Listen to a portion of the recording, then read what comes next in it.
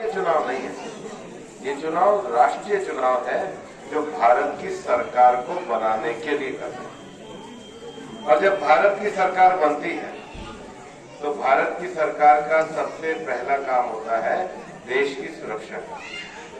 और पिछले 10 सालों में भारत सरकार ने नरेंद्र मोदी जी के नेतृत्व में जो देश के लिए कदम उठाए हैं, सब लोग ये मानते हैं कि देश की सुरक्षा ये मोदी की गारंटी है।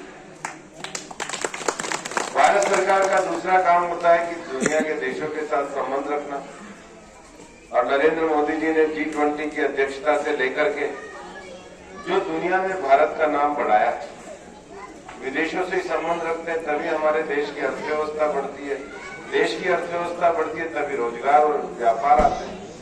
जो कांग्रेस के समय में दुनिया के 200 देशों में हम नीचे के 5 देशों में थे, आज 10 सालों में हम दुनिया के 5 बड़ी अर्थव्यवस्थाओं में आए हैं। ये मोदी की गारंटी है। तीसरा विषय, भारत सरकार का काम होता है कि जितने भी भारत के राज्य हैं उनके बीच में शांति व्यवस्था को बनाकर रखें। और जब शांति व्यवस्था को बना के रखने की बात आती है तो हिंदुस्तान में पिछले जब आजादी मिली तो देश का विभाजन तो हमने अपनी किताबों में पढ़ा है। और जब हिंदुस्तान का विवाद आया कि हिंदुस्तान में कश्मीर कहाँ रहेगा तो नेहरू जी उसको यूनाइटेड नेशन में लेके चले। हम लंबे समय तक ये देखते रहे कि ये अगर भारत में आएगा तो कल को रशिया अटैक करेगा, यूएस अटैक करेगा। नरेंद्र मोदी जी ने आपके 303 की ताकत पे एक ही कलम से 370 को तोड़ के हमारी पीढ़ी में भारत एक होते हुए देखा है कि देश की शांति व्यवस्था का।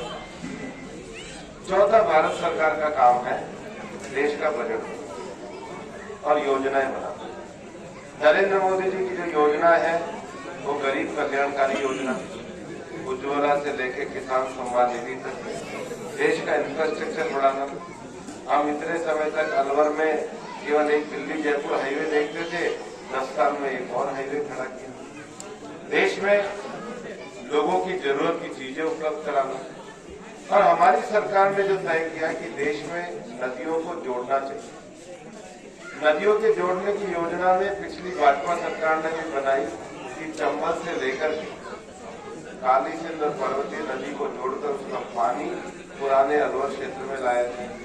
बाद में जो नए जिले बन जाए उसमें भी विस्तारित किया जाए।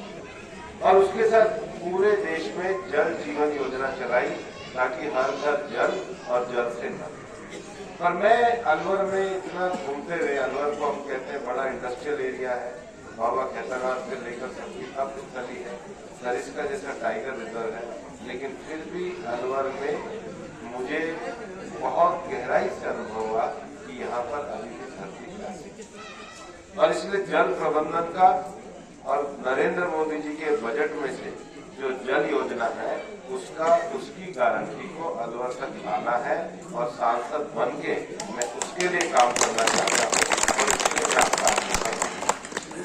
मैं ये राजनीति किसी को छोटा बड़ा करने के लिए नहीं करता। मैं राजनीति किसी की थाने तहसील कचहरी के लिए नहीं करता। इसलिए मैं कोई कांग्रेस वाले कुछ भी बोलते रहे, कभी मैं उनकी बातों का जो वो अपशब्द कहना चाहते हैं वो अपने तरीके से बोलते हैं।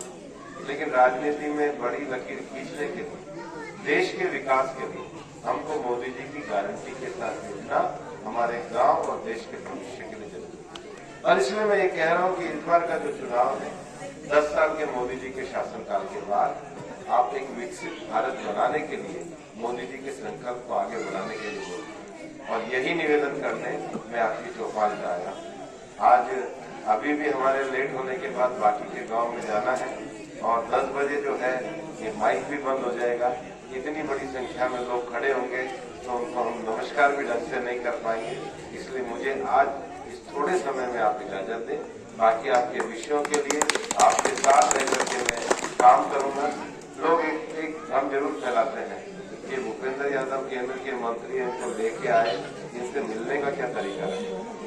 मैं हमेशा लोगों को ये कहता हूँ कि भाई मैं सुबह जल्दी उठने वाला आदमी, 4-5 बजे उठ के काम में लगता हूँ।